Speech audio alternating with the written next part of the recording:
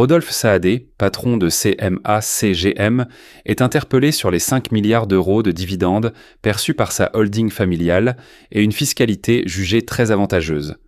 Face aux accusations, il répond sur la concurrence internationale, les marins français, les investissements industriels et la stabilité du pays. Mais une phrase retient particulièrement l'attention. « Je pourrais les investir ailleurs ». Pour ne manquer aucune vidéo, abonnez-vous à Hémicycle Média, likez, partagez et activez la cloche de notification.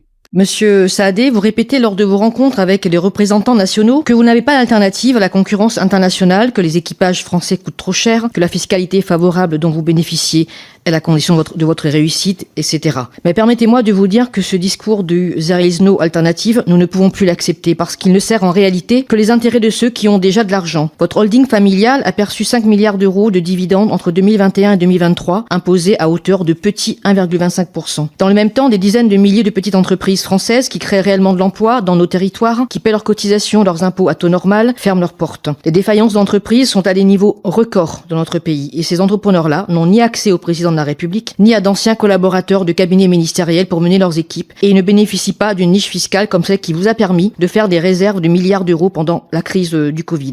Je reviens sur les marins français. Dans mon propos préliminaire, j'ai mentionné le fait que 10 de nos futurs navires de 24 000 conteneurs seront équipés d'officiers français.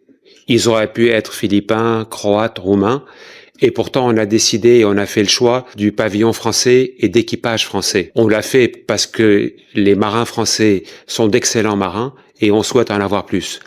Mais aujourd'hui, peu de compagnies maritimes font appel aux officiers français ou aux marins français parce qu'ils coûtent beaucoup plus cher. Et moi, je suis obligé de faire face à une compétition internationale. J'entends ce que vous dites, mais de l'autre côté, le monde ne se limite pas à la France. Mes concurrents, ils sont partout dans le monde. Et s'ils ne prennent pas des marins français parce qu'ils trouvent qu'ils sont trop chers, je ne peux pas faire abstraction de ça. Et pourtant, pour nos 10 navires de 24 000 conteneurs, on a décidé d'investir dans le pavillon français. C'est déjà bien. Est-ce que c'est suffisant? Certainement pas. Et qu'il faut continuer, mais ça a un coût. Ça a un coût. Mais comme vous savez, chère madame, on distribue peu de dividendes. 15% de nos profits sont distribués en dividendes. Le reste est réinjecté dans l'outil industriel. On paie peu de dividendes. Parce que tout ce qu'on gagne, on le réinvestit. On achète des bateaux, on achète des porte-conteneurs, on achète des terminaux. Voilà comment on investit notre argent. Donc c'est bien de le clarifier aussi, parce que c'est trop facile de dire qu'on dépense 5 milliards. Non, parce que tout était réinjecté. Et c'est ce qui fait que le groupe CMA-CGM est un leader mondial dans le transport maritime et dans la logistique. Et on continuera à investir. Et si vous n'investissez pas dans mon secteur, vous tombez. Et c'est ça qui est important. Et aujourd'hui, si vous regardez les différentes compagnies maritimes, le top 5, c'est des compagnies européennes familiales. C'est qu'il y a une raison pour tout cela. Ensuite, sur les médias, on peut dire tout ce qu'on veut. Tout ce que je sais, c'est qu'aujourd'hui, on respecte les règles du jeu et on fait en sorte de travailler en bonne intelligence avec nos différents médias. Et je me suis engagé à ne pas intervenir dans la ligne éditoriale et je respecte mes engagements. Merci. Un risque de décrochage pèse sur l'Europe et la France, alors même qu'elle dispose d'atouts considérables. Cette situation intervient dans un contexte économique déjà fragile. Au premier trimestre 2026, la croissance française a été nulle. Les exportations ont reculé de 3,8% et les importations ont augmenté d'1,8%. Dans le même temps, les crises géopolitiques rappellent une réalité simple. La prospérité économique repose aussi sur la capacité à sécuriser les échanges, les approvisionnements et les infrastructures stratégiques. Pendant longtemps, nous avons considéré comme acquis le bon fonctionnement des routes maritimes, la neutralité des détroits ou encore la fluidité du commerce mondial. Ce n'est plus le cas aujourd'hui. Dans le secteur du transport maritime, ce qui fait la différence, c'est la rapidité d'action et la prise de décision. Le 28 février, quand les hostilités ont démarré entre les États-Unis, Israël et l'Iran, il a fallu mettre en place le jour même une cellule de crise qui s'est réunie une fois, voire plusieurs fois par jour pour prendre des décisions rapides face à une situation de crise majeure où le détroit d'Ormuz a été bloqué. On s'est retrouvé avec des navires qui étaient visés par des missiles en provenance d'Iran. Donc il a fallu réagir très vite. Il a fallu proposer des solutions. La plupart de nos concurrents ont annulé ou arrêté les réservations à bord des bateaux à destination du Moyen-Orient. Nous, on a continué. On a continué en proposant des solutions innovantes à nos clients. On ne pouvait plus leur proposer des solutions maritimes. Ce qu'on faisait, c'est que les bateaux s'arrêtaient avant de franchir le détroit d'Ormuz, et à partir de Khor-Fakkan ou également d'Okoum à Oman, on a proposé des solutions terrestres. Et ces solutions-là coûtent de l'argent. Donc, il a fallu mobiliser des camions pour pouvoir acheminer la marchandise à destination finale. On a également continué à utiliser Bab el-Mandeb. Et aujourd'hui, peu de compagnies maritimes prennent le risque de passer par Bab el-Mandeb.